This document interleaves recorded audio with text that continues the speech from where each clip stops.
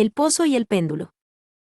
Sentía náuseas, náuseas de muerte después de tan larga agonía, y, cuando por fin me desataron y me permitieron sentarme, comprendí que mis sentidos me abandonaban. La sentencia, la atroz sentencia de muerte, fue el último sonido reconocible que registraron mis oídos. Después, el murmullo de las voces de los inquisidores pareció fundirse en un soñoliento zumbido indeterminado, que trajo a mi mente la idea de revolución, tal vez porque imaginativamente lo confundía con el ronroneo de una rueda de molino.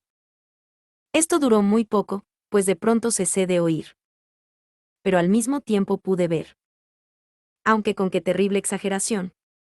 Vi los labios de los jueces togados de negro. Me parecieron blancos. Más blancos que la hoja sobre la cual trazo estas palabras, y finos hasta lo grotesco, finos por la intensidad de su expresión de firmeza, de inmutable resolución, de absoluto desprecio hacia la tortura humana. Vi que los decretos de lo que para mí era el destino brotaban todavía de aquellos labios. Los vi torcerse mientras pronunciaban una frase letal. Los vi formar las sílabas de mi nombre, y me estremecí, porque ningún sonido llegaba hasta mí. Y en aquellos momentos de horror delirante vi también oscilar imperceptible y suavemente las negras colgaduras que ocultaban los muros de la estancia. Entonces mi visión recayó en las 7 altas bujías de la mesa. Al principio me parecieron símbolos de caridad, como blancos y esbeltos ángeles que me salvarían, pero entonces, bruscamente, una espantosa náusea invadió mi espíritu y sentí que todas mis fibras se estremecían como si hubiera tocado los hilos de una batería galvánica, mientras las formas angélicas se convertían en mueros espectros de cabezas llameantes, y comprendí que ninguna ayuda me vendría de ellos. Como una profunda nota musical penetró en mi fantasía la noción de que la tumba debía ser el lugar del más dulce descanso. El pensamiento vino poco a poco y sigiloso, de modo que pasó un tiempo antes de poder apreciarlo plenamente, pero, en el momento en que mi espíritu llegaba por fin a abrigarlo, las figuras de los jueces se desvanecieron como por arte de magia, las altas bujías se hundieron en la nada, mientras sus llamas desaparecían, y me envolvió la más negra de las tinieblas. Todas mis sensaciones fueron tragadas por el torbellino de una caída en profundidad, como la del alma en el Hades. Y luego el universo no fue más que silencio, calma y noche. Me había desmayado, pero no puedo afirmar que hubiera perdido completamente la conciencia. No trataré de definir lo que me quedaba de ella, y menos describirla, pero no la había perdido por completo. En el más profundo sopor, en el delirio, en el desmayo. Hasta la muerte, hasta la misma tumba, no todo se pierde. O bien, no existe la inmortalidad para el hombre. Cuando surgimos del más profundo de los sopores, rompemos la tela sutil de algún sueño. Y, sin embargo, un poco más tarde, tan frágil puede haber sido aquella tela, no nos acordamos de haber soñado. Cuando volvemos a la vida después de un desmayo, pasamos por 2 momentos. Primero, el del sentimiento de la existencia mental o espiritual. Segundo, el de la existencia física. Es probable que si al llegar al segundo momento pudiéramos recordar las impresiones del primero, estas contendrían multitud de recuerdos del abismo que se abre más atrás. ¿Y ese abismo, qué es? ¿Cómo, por lo menos, distinguir sus sombras de la tumba? Pero si las impresiones de lo que he llamado el primer momento no pueden ser recordadas por un acto de la voluntad, no se presentan inesperadamente después de un largo intervalo, mientras nos maravillamos preguntándonos de dónde proceden. Aquel que nunca se ha desmayado, no descubrirá extraños palacios y caras fantásticamente familiares en las brasas del carbón, no contemplará, flotando en el aire, las melancólicas visiones que la mayoría no es capaz de ver, no meditará mientras respira el perfume de una nueva flor, no sentirá exaltarse su mente ante el sentido de una cadencia musical que jamás había llamado ante su atención. Entre frecuentes y reflexivos esfuerzos para recordar, entre acendradas luchas para apresar algún vestigio de ese estado de aparente aniquilación en el cual se había hundido mi alma, ha habido momentos en que he vislumbrado el triunfo, breves, brevísimos periodos en que pude evocar recuerdos que, a la luz de mi lucidez posterior, solo podían referirse a aquel momento de aparente inconsciencia. Esas sombras de recuerdo me muestran, borrosamente, altas siluetas que me alzaron y me llevaron en silencio, descendiendo. Descendiendo. Siempre descendiendo. Hasta que un horrible mareo me oprimió a la sola idea de lo interminable de ese descenso. También evocan el vago horror que sentía mi corazón, precisamente a causa de la monstruosa calma que me invadía. Viene luego una sensación de súbita inmovilidad que invade todas las cosas, como si aquellos que me llevaban, atroz cortejo, hubieran superado en su descenso los límites de lo ilimitado y descansaran de la fatiga de su tarea. Después de esto viene a la mente como un desabrimiento y humedad, y luego, todo es locura, la locura de un recuerdo que se afana entre cosas prohibidas.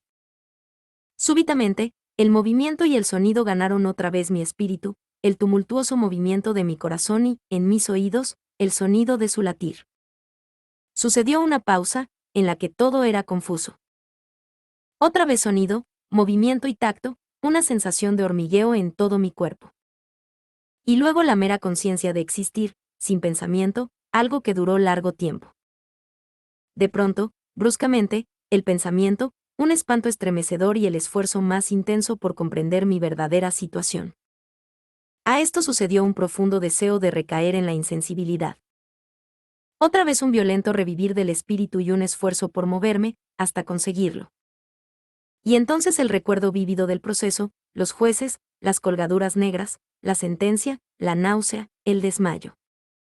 Y total olvido de lo que siguió, de todo lo que tiempos posteriores, y un obstinado esfuerzo, me han permitido vagamente recordar. Hasta ese momento no había abierto los ojos. Sentí que yacía de espaldas y que no estaba atado. Alargué la mano, que cayó pesadamente sobre algo húmedo y duro. La dejé allí algún tiempo, mientras trataba de imaginarme dónde me hallaba y qué era de mí. Ansiaba abrir los ojos, pero no me atrevía, porque me espantaba esa primera mirada a los objetos que me rodeaban. No es que temiera contemplar cosas horribles, pero me horrorizaba la posibilidad de que no hubiese nada que ver. Por fin, lleno de atroz angustia mi corazón, abrí de golpe los ojos, y mis peores suposiciones se confirmaron. Me rodeaba la tiniebla de una noche eterna. Luché por respirar, lo intenso de aquella oscuridad parecía oprimirme y sofocarme. La atmósfera era de una intolerable pesadez. Me quedé inmóvil, esforzándome por razonar. Evoqué el proceso de la Inquisición, buscando deducir mi verdadera situación a partir de ese punto. La sentencia había sido pronunciada, tenía la impresión de que desde entonces había transcurrido largo tiempo. Pero ni siquiera por un momento me consideré verdaderamente muerto. Semejante suposición, no obstante lo que leemos en los relatos ficticios, es por completo incompatible con la verdadera existencia. Pero, ¿dónde y en qué situación me encontraba? Sabía que, por lo regular, los condenados morían en un auto de fe, y uno de estos acababa de realizarse la misma noche de mi proceso. Me habrían devuelto a mi calabozo a la espera del próximo sacrificio, que no se cumpliría hasta varios meses más tarde. Al punto vi que era imposible. En aquel momento había una demanda inmediata de víctimas. Y, además, mi calabozo, como todas las celdas de los condenados en Toledo, tenía piso de piedra y la luz no había sido completamente suprimida. Una horrible idea hizo que la sangre se agolpara a torrentes en mi corazón, y por un breve instante recaí en la insensibilidad. Cuando me repuse, temblando convulsivamente, me levanté y tendí desatinadamente los brazos en todas direcciones. No sentí nada, pero no me atrevía a dar un solo paso, por temor de que me lo impidieran las paredes de una tumba. Brotaba el sudor por todos mis poros y tenía la frente empapada de gotas heladas. Pero la agonía de la incertidumbre terminó por volverse intolerable, y cautelosamente me volví adelante, con los brazos tendidos, desorbitados los ojos en el deseo de captar el más débil rayo de luz. Anduve así unos cuantos pasos, pero todo seguía siendo tiniebla y vacío. Respiré con mayor libertad, por lo menos parecía evidente que mi destino no era el más espantoso de todos. Pero entonces, mientras seguía avanzando cautelosamente, resonaron en mi recuerdo los mil vagos rumores de las cosas horribles que ocurrían en Toledo. Cosas extrañas se contaban sobre los calabozos, cosas que yo había tomado por invenciones, pero que no por eso eran menos extrañas y demasiado horrorosas para ser repetidas, salvo en voz baja. Me dejarían morir de hambre en este subterráneo mundo de tiniebla, o quizá me aguardaba un destino todavía peor. Demasiado conocía yo el carácter de mis jueces para dudar de que el resultado sería la muerte, y una muerte mucho más amarga que la habitual. Todo lo que me preocupaba y me enloquecía era el modo y la hora de esa muerte. mis manos extendidas tocaron, por fin, un obstáculo sólido. Era un muro, probablemente de piedra, sumamente liso, viscoso y frío. Me puse a seguirlo, avanzando con toda la desconfianza que antiguos relatos me habían inspirado.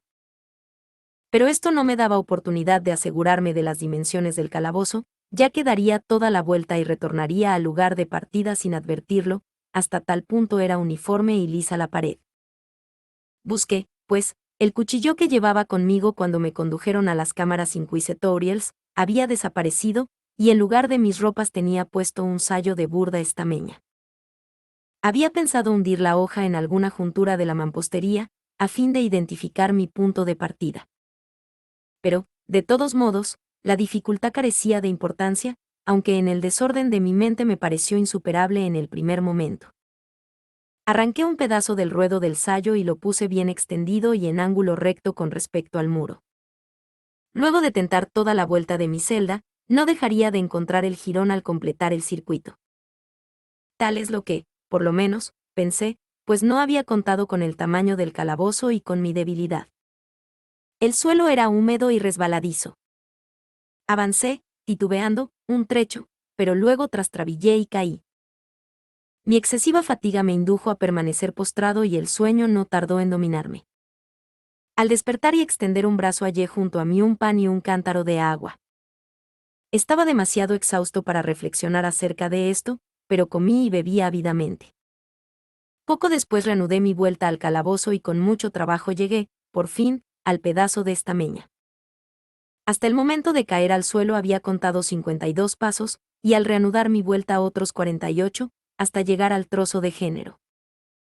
Había, pues, un total de 100 pasos.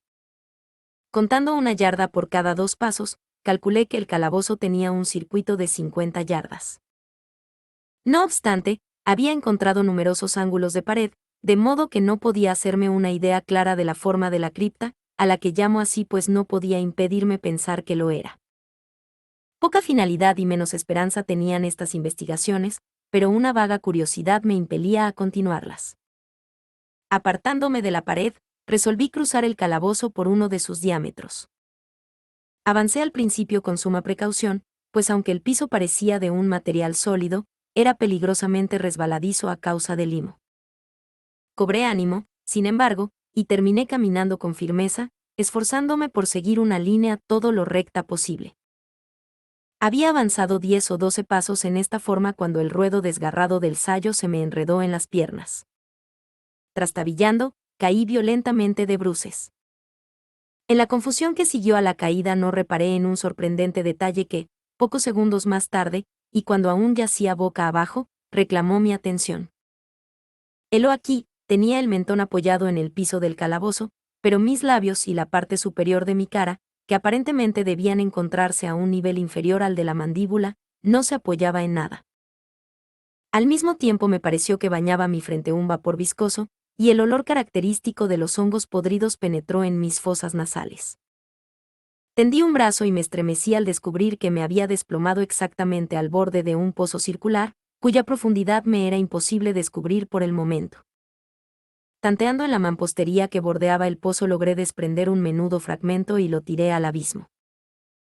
Durante largos segundos escuché cómo repercutía al golpear en su descenso las paredes del pozo, hubo por fin, un chapoteo en el agua, al cual sucedieron sonoros ecos.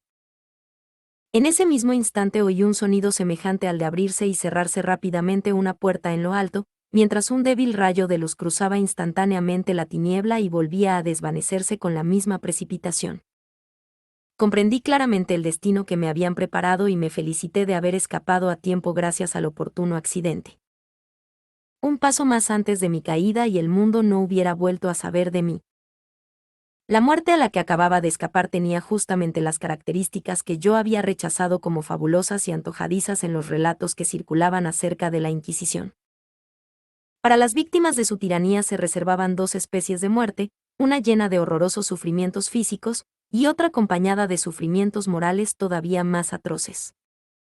Yo estaba destinado a esta última. Mis largos padecimientos me habían desequilibrado los nervios, al punto que bastaba el sonido de mi propia voz para hacerme temblar, y por eso constituía en todo sentido el sujeto ideal para la clase de torturas que me aguardaban. Estremeciéndome de pies a cabeza, me arrastré hasta volver a tocar la pared, resuelto a perecer allí antes que arriesgarme otra vez a los horrores de los pozos, ya que mi imaginación concebía ahora más de uno, situados en distintos lugares del calabozo. De haber tenido otro estado de ánimo, tal vez me hubiera alcanzado el coraje para acabar de una vez con mis desgracias precipitándome en uno de esos abismos, pero había llegado a convertirme en el peor de los cobardes. Y tampoco podía olvidar lo que había leído sobre esos pozos, esto es, que su horrible disposición impedía que la vida se extinguiera de golpe. La agitación de mi espíritu me mantuvo despierto durante largas horas, pero finalmente acabé por adormecerme. Cuando desperté, otra vez había a mi lado un pan y un cántaro de agua. Me consumía una sed ardiente y de un solo trago vacié el jarro.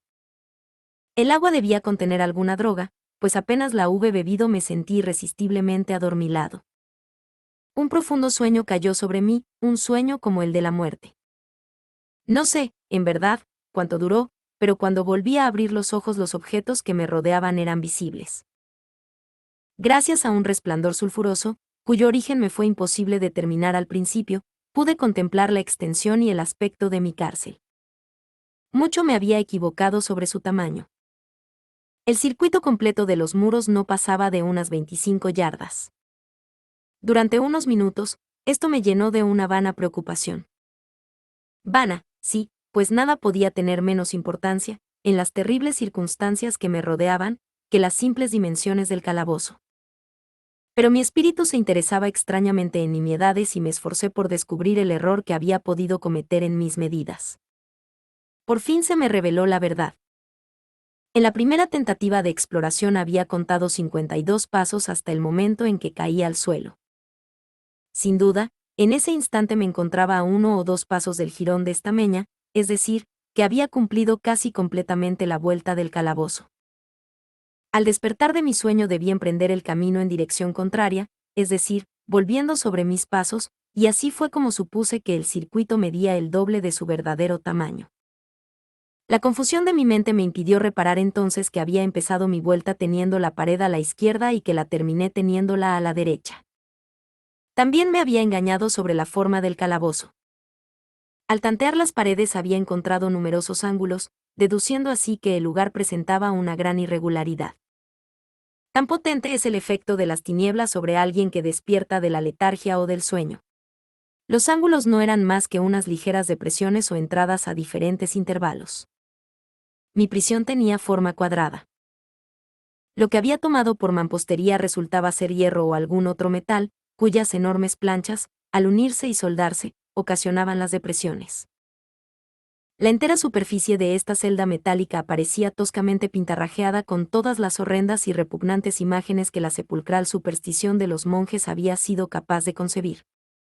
Las figuras de demonios amenazantes, de esqueletos y otras imágenes todavía más terribles recubrían y desfiguraban los muros.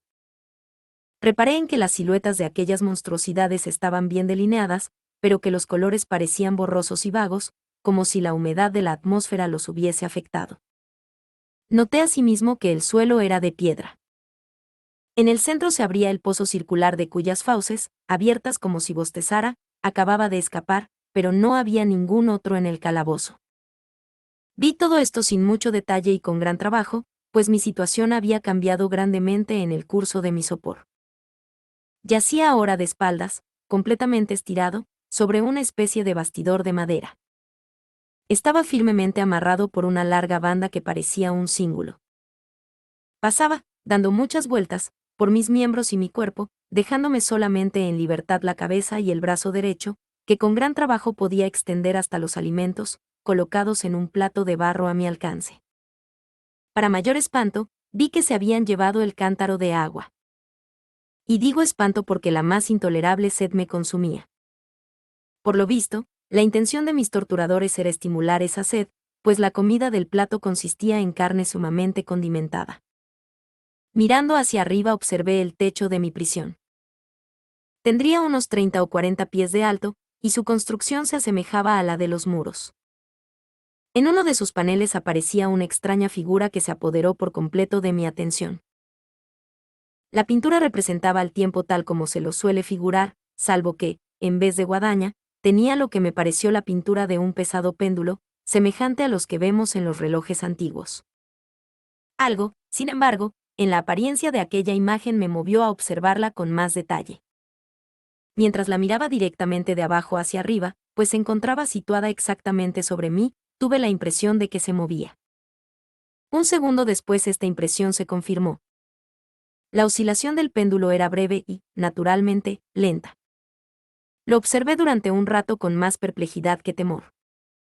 Cansado, al fin, de contemplar su monótono movimiento, volví los ojos a los restantes objetos de la celda. Un ligero ruido atrajo mi atención y, mirando hacia el piso, vi cruzar varias enormes ratas.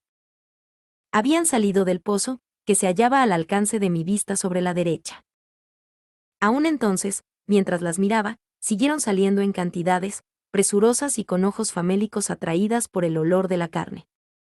Me dio mucho trabajo ahuyentarlas del plato de comida.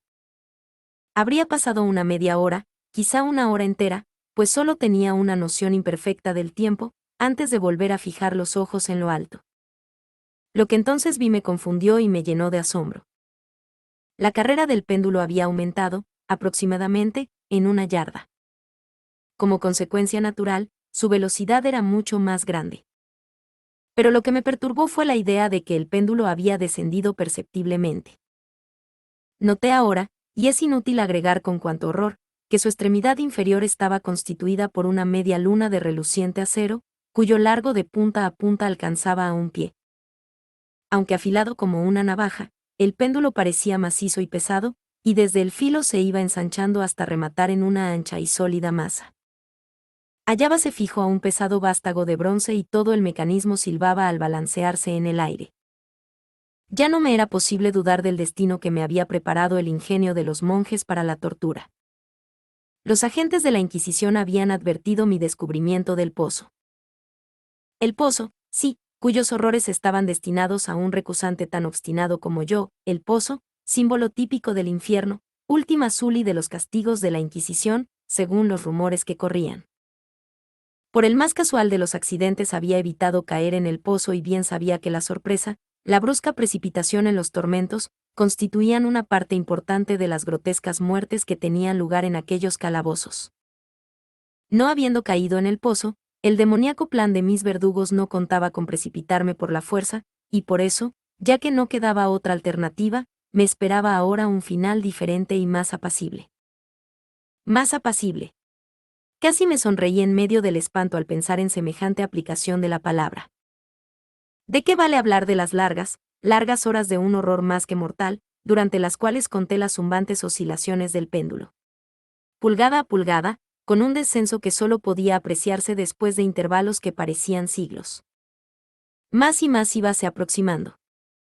Pasaron días, puede ser que hayan pasado muchos días, antes de que oscilara tan cerca de mí que parecía abanicarme con su acre aliento. El olor del afilado acero penetraba en mis sentidos. Supliqué, fatigando al cielo con mis ruegos, para que el péndulo descendiera más velozmente. Me volví loco, me exasperé e hice todo lo posible por enderezarme y quedar en el camino de la horrible cimitarra. Y después caí en una repentina calma y me mantuve inmóvil, sonriendo a aquella brillante muerte como un niño a un bonito juguete. Siguió otro intervalo de total insensibilidad. Fue breve, pues al resbalar otra vez en la vida noté que no se había producido ningún descenso perceptible del péndulo.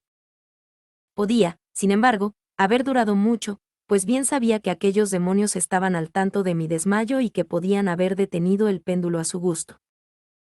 Al despertarme me sentí inexpresablemente enfermo y débil, como después de una prolongada inanición.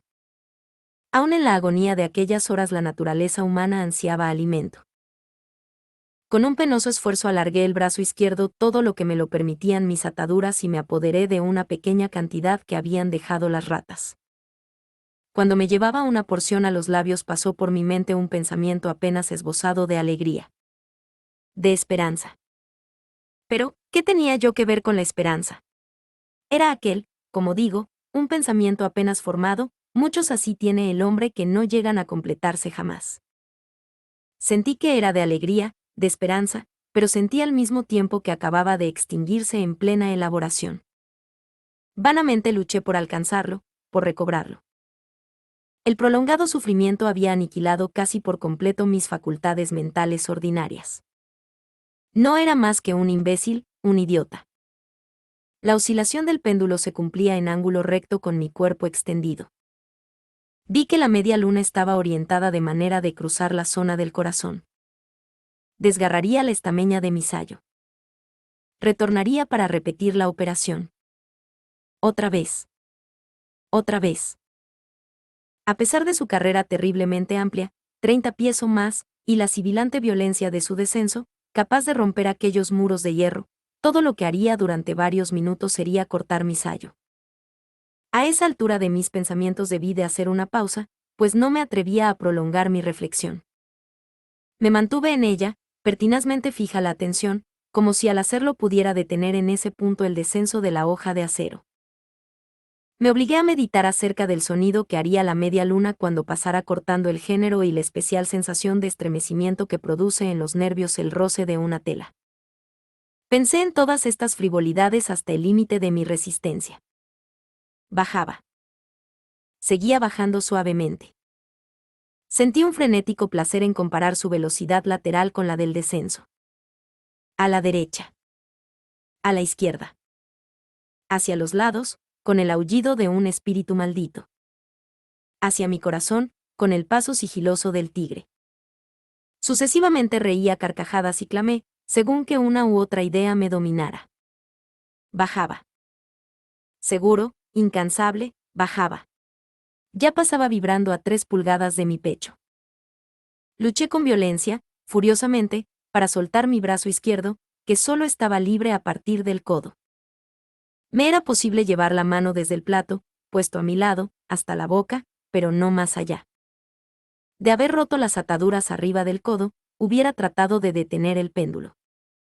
Pero lo mismo hubiera sido pretender atajar una luz. Bajaba. Sin cesar, inevitablemente, bajaba. Luché, jadeando, a cada oscilación. Me encogía convulsivamente a cada paso del péndulo.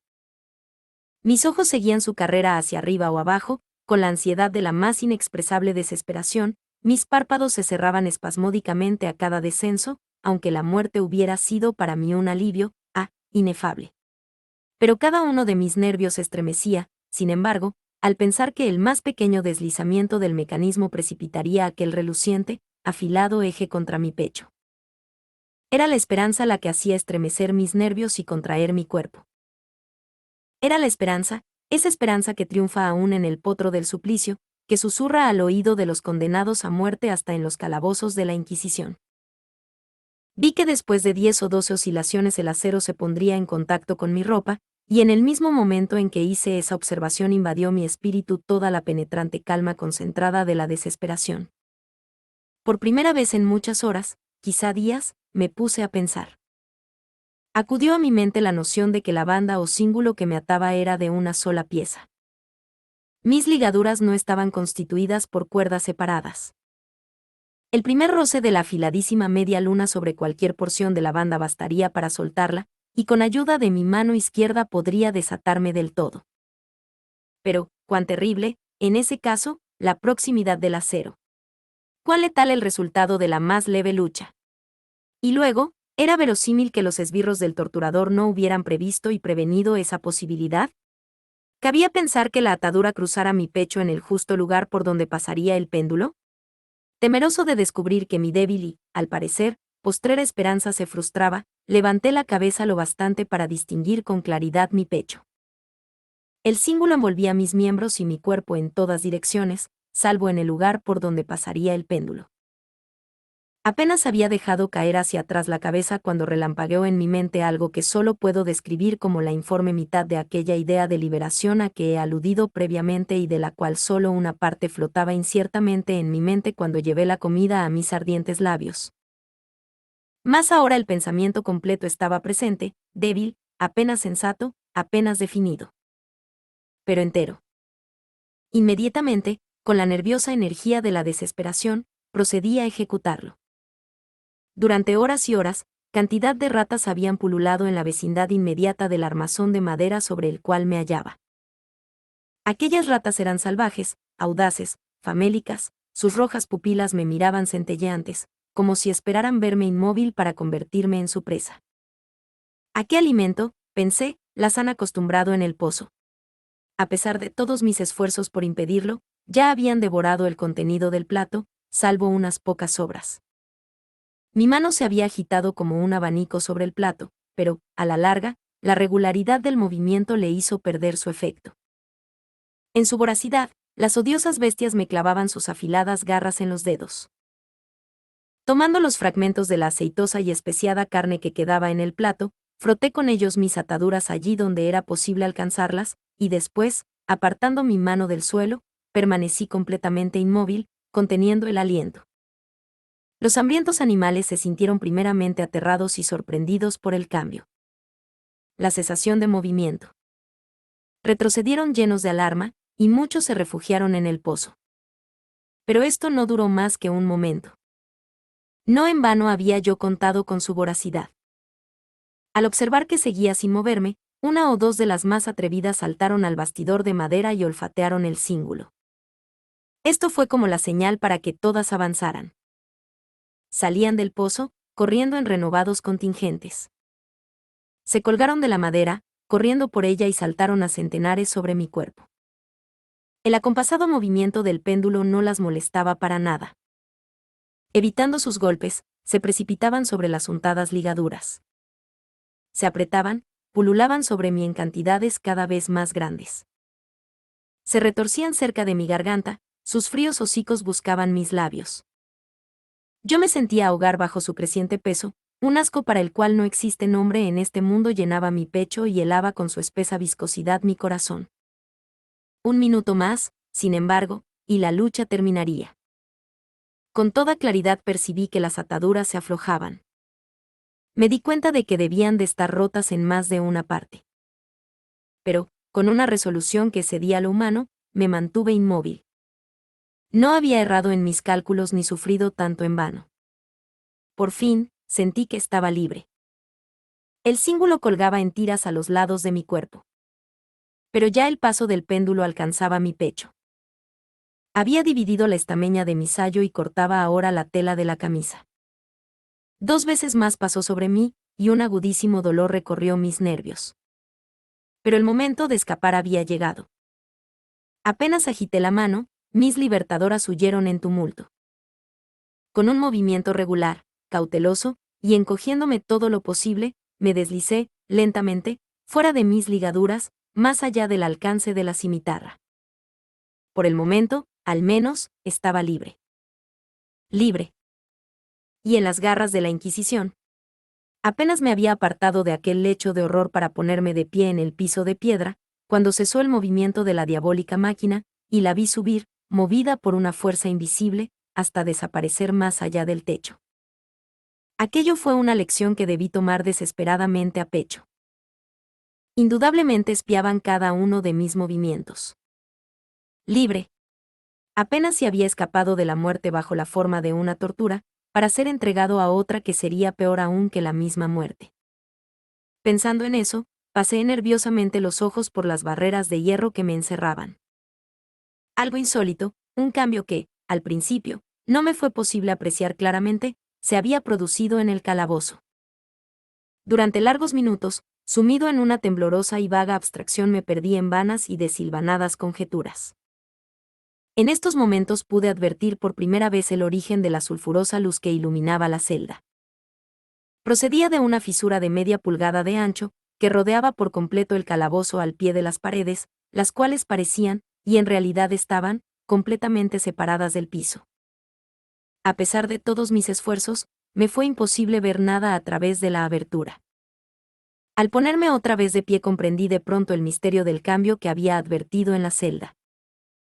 Ya he dicho que, si bien las siluetas de las imágenes pintadas en los muros eran suficientemente claras, los colores parecían borrosos e indefinidos. Pero ahora esos colores habían tomado un brillo intenso y sorprendente, que crecía más y daba a aquellas espectrales y diabólicas imágenes un aspecto que hubiera quebrantado nervios más resistentes que los míos. Ojos demoníacos, de una salvaje y aterradora vida, me contemplaban fijamente desde 1000 direcciones, donde ninguno había sido antes visible, y brillaban con el cárdeno resplandor de un fuego que mi imaginación no alcanzaba a concebir como irreal. Irreal. Al respirar llegó a mis narices el olor característico del vapor que surgía del hierro recalentado. Aquel olor sofocante invadía más y más la celda. Los sangrientos horrores representados en las paredes empezaron a ponerse rojos. Yo jadeaba, tratando de respirar. Ya no me cabía duda sobre la intención de mis torturadores. Los más implacables, los más demoníacos entre los hombres. Corrí hacia el centro de la celda, alejándome del metal ardiente. Al encarar en mi pensamiento la horrible destrucción que me aguardaba, la idea de la frescura del pozo invadió mi alma como un bálsamo. Corrí hasta su borde mortal. Esforzándome, miré hacia abajo. El resplandor del ardiente techo iluminaba sus más recónditos huecos. Y, sin embargo, durante un horrible instante, mi espíritu se negó a comprender el sentido de lo que veía. Pero, al fin, ese sentido se abrió paso, avanzó poco a poco hasta mi alma, hasta arder y consumirse en mi estremecida razón. Oh, poder expresarlo. Oh, espanto. Todo. Todo menos eso. Con un alarido, salté hacia atrás y hundí mi cara en las manos, sollozando amargamente. El calor crecía rápidamente, y una vez más miré a lo alto, temblando como en un ataque de calentura. Un segundo cambio acababa de producirse en la celda. Y esta vez el cambio tenía que ver con la forma. Al igual que antes, fue inútil que me esforzara por apreciar o entender inmediatamente lo que estaba ocurriendo. Pero mis dudas no duraron mucho. La venganza de la Inquisición se aceleraba después de mi doble escapatoria, y ya no habría más pérdida de tiempo por parte del Rey de los Espantos. Hasta entonces mi celda había sido cuadrada. De pronto vi que 2 de sus ángulos de hierro se habían vuelto agudos, y los otros 2, por consiguiente, obtusos. La horrible diferencia se acentuaba rápidamente, con un resonar profundo y quejumbroso. En un instante el calabozo cambió su forma por la de un rombo. Pero el cambio no se detuvo allí, y yo no esperaba ni deseaba que se detuviera. Podría haber pegado mi pecho a las rojas paredes, como si fueran vestiduras de eterna paz. La muerte. Clamé. Cualquier muerte, menos la del pozo, insensato. ¿Acaso no era evidente que aquellos hierros al rojo tenían por objeto precipitarme en el pozo? ¿Podría acaso resistir su fuego?